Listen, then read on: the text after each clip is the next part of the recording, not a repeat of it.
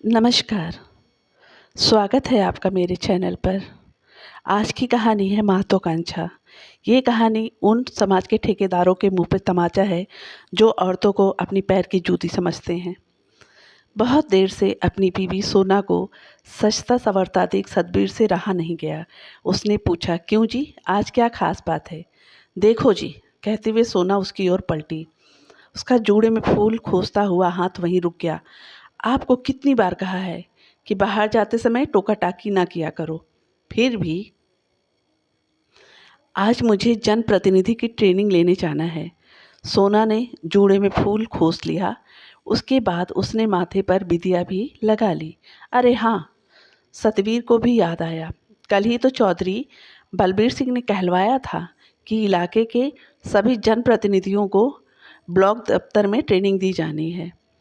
उसने ओठों पर जीभ फिराकर कहा, सोना जरा संभल कर, आजकल हर जगह का माहौल बहुत ही खराब है। कहीं जानती हूँ। सोना ने मेज से पर्स उठा लिया। अच्छी तरह से जानती हूँ, देख लो। सतबीर ने उसे चेतावनी दी, कहीं बलबीर सिंह अपनी नीचता पर न उतर आए। अजी कुछ ना होगा, कहकर सोना घर से बाहर निकल गई। सोना जब 7वीं क्लास में पढ़ा करती थी, तभी से वह देश की राजनीति में दिलचस्पी लेने लगी थी।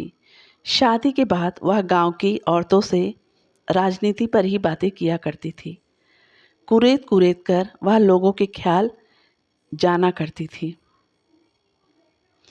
इस साल के पंचायती चुनाव में सरकार ने औरतों के लिए कुछ रिजर्व सीटों का ऐलान किया था। सोना चाहकर भी चुनावी दंगल में नहीं उतर पा रही थी। गांव की कुछ औरतों ने अपने नामांकन पत्र दाखिल करा दिए थे। तभी एक दिन उसके यहाँ बलबीर सिंह आया और उसे चुनाव लड़ने के लिए उकसाने लगा। इस पर सतबीर ने खींचते हुए कहा था, नहीं चौधरी साहब, चुनाव लड़ना अपने बूते की बात नहीं है। क्यों भाई? बलबीर सिंह ने पूछा था। ऐसी क्या बात हो गई? हमारे पास पैसा नहीं है ना, सतबीर ने कहा। तू चिंता ना कर, बलबीर सिंह ने छाती ठोककर कहा था।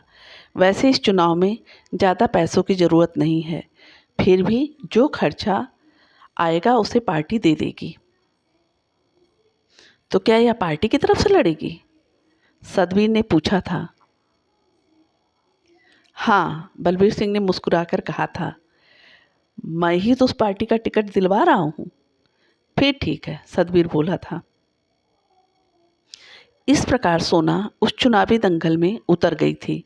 सच में चौधरी बलबीर सिंह ने चुनाव प्रचार का सारा खर्चा पार्टी फंड से दिला दिया था। सोना भी दिन रात महिला मतदाताओं से मुलाकात करने लगी थी। उसका चुनावी नारा था, शराब हटाओ, देहात बचाओ। चुनाव होने से पहले ही मतदाताओं की हवा सोना की ओर बहने लगी थी। चुनाव में वह भारी बहुमत से जीत गई थी। एक उम्मीदवार की तो जमानत तक जब्त हो गई थी। तब से चौधरी साहब का सोना के यहाँ आना जाना कुछ ज़्यादा ही होने लगा था। गांव से निकलकर सोना सड़क के किनारे बस का इंतज़ार करने लगी। वहाँ से ब्लॉक दफ्तर तकरीबन 20 किलोमीटर दूर था। बस आई तो वह उसमें चढ़ गई। बस में कुछ और सभापति भी बैठी हुई थी। वह उन्हीं के साथ बैठ गई। ब्लॉक दफ्तर में काफ़ी चहल पहल थी। सोना वहाँ पहुँची तो माइक से हेलो हेलो कहता हुआ कोई माइक को चेक कर रहा था। उस शिविर में राज्य के एक बड़े नेता भी आए हुए थे। मंच पर उन्हें माला पहनाई गई। उसके बाद उन्होंने लोगों की ओर मुखातिब होकर कहा, भाइयों और बहनों, आप लोग जनता के प्रतिनिधि हैं। यहाँ आप सबका स्वागत है। तजुर्बेकार सभासद आपको बताएंगे कि आपको किन किन नियमों का पालन करना है। इस शिविर में आप लोगों की मदद यही तजुर्बेकार जनप्रतिनिधि किया करेंगे। आपको उन्हीं के बताए रास्ते पर चलना है। सोना की नज़र मंच पर बैठे चौधरी बलबीर सिंह पर पड़ी। वह खास सभासदों के बीच बैठा हुआ था। समारोह खत्म होने के बाद बलबीर सिंह सोना के पास चला आया। उसने उससे अपनेपन से कहा, सोना जरा सुन तो। जी, सोना ने कहा। बलबीर सिंह उसे एक कोने में ले गया।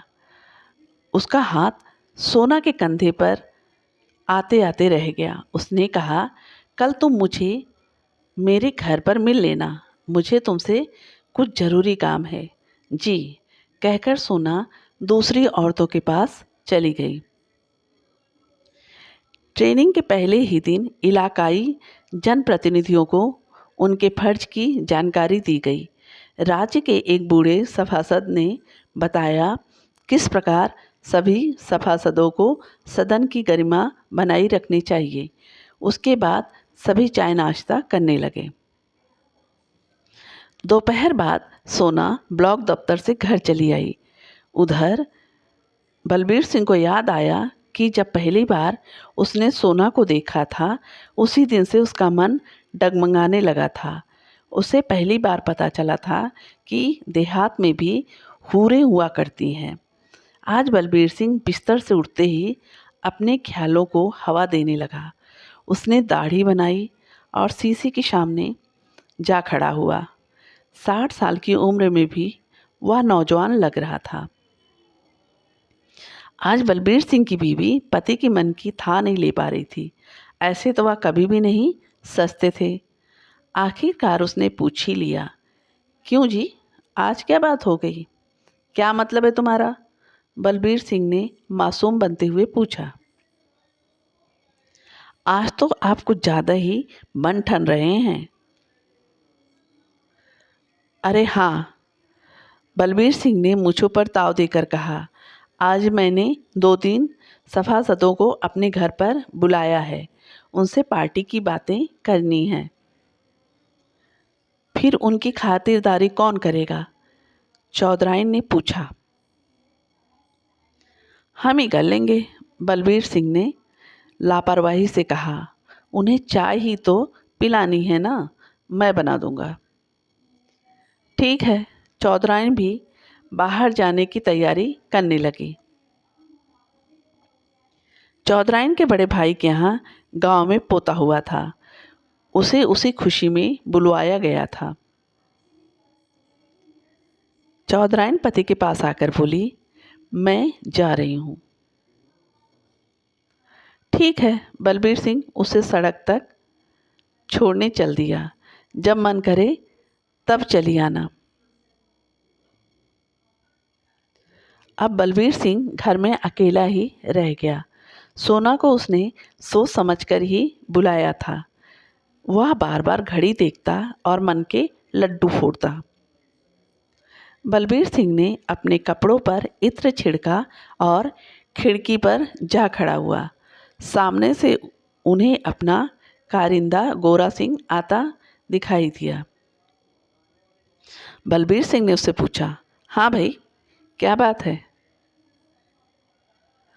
मालिक, कारिंदे ने कहा, कल रात जंगली जानवर हमारी फसल को बर्बाद कर गए। वह कैसे?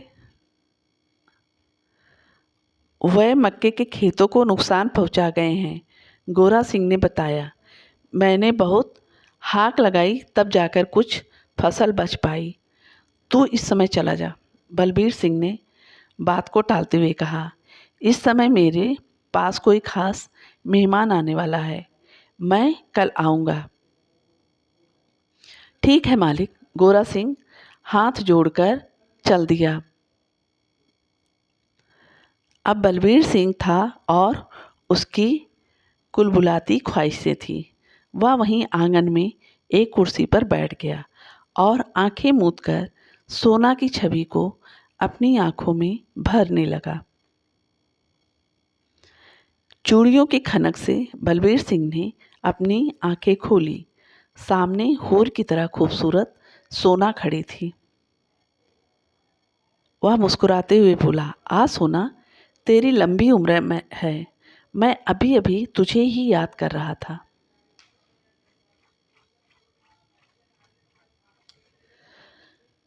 और सुना? बलबीर सिंह उसकी ओर घूम गया। शिविर में तुमने क्या सीखा या नहीं?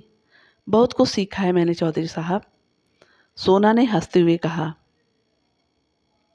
मैं चाहता हूँ कि तुझे मैं एक दमग्न नेता बना दूँ। बलबीर सिंह उसके आगे चारा डालने लगा। जी, सोना बोली। बलबीर सिंह ने कहा, यह सब सिखाने वाले पर ही निर्भर करता है। जी। देख सोना, बलबीर सिंह ने चालबाजी से कहा, सोना भी आग में तपकर ही चमका करता है। जी। अंदर चलकर बातें करते हैं। इतना कहकर बलबीर सिंह कुर्सी से उठ गया। चलिए, कहकर सोना भी उसके पीछे पीछे चल दी। बैठक में पहुंचकर बलबीर सिंह ने सोना को सोफे पर बैठा दिया और उसे एक बहुत बड़ा एल्बम थमा दिया।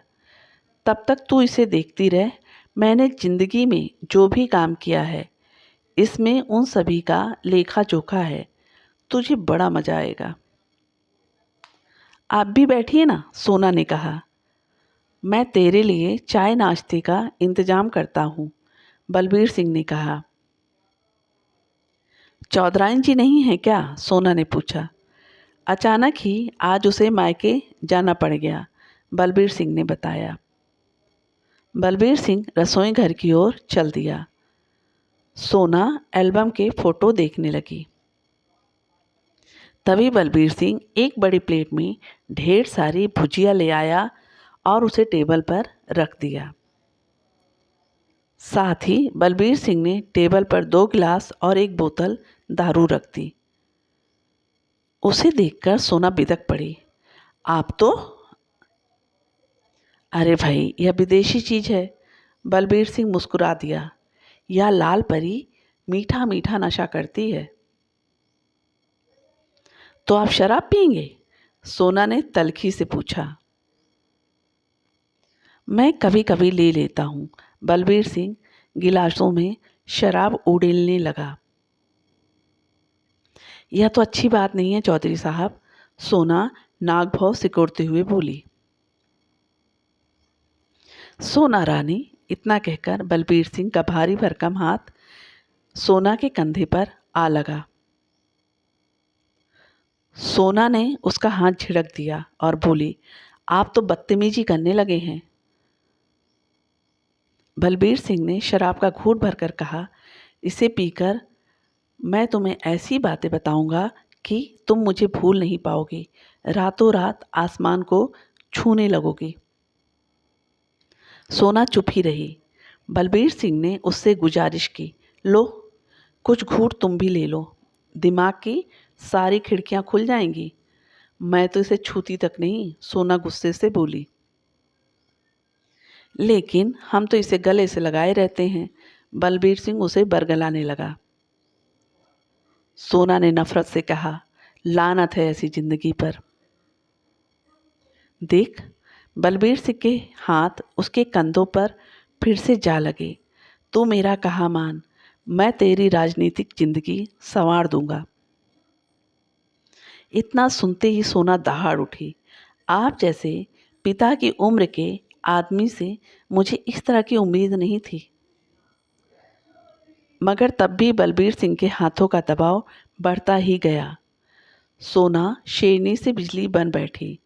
उसने एक ही हाथ झटके में चौधरी के हाथ एक और झटक दिए और दहाड़ी, मुझे मालूम ना था आप इतने गिरे हुए हैं। बलबीर सिंह खिसियाई आवाज़ में बोला, राजनीति का दलदल आदमी को दुराचारी बना देता है। तू मेरा कहाँ मान ले, तेरी 5 उंगलियां घी में रहा करेंगी, तुझे लोग याद करेंगे। नहीं, सोना जोर से चीख उठी, मैं अपने ही बूते पर एक दबंग नेता बनूंगी। इसके बाद वह झट से बाहर निकल गई। बलबीर सिंह को लगा जैसे उसके हाथ से मछली फिसल गई हो। दोस्तों, आपको ये कहानी पसंद आई हो तो प्लीज़ मेरे चैनल को लाइक, सब्सक्राइब और शेयर करें और कमेंट ज़रूर करें। मुझे बहुत अच्छा लगेगा। धन्यवाद।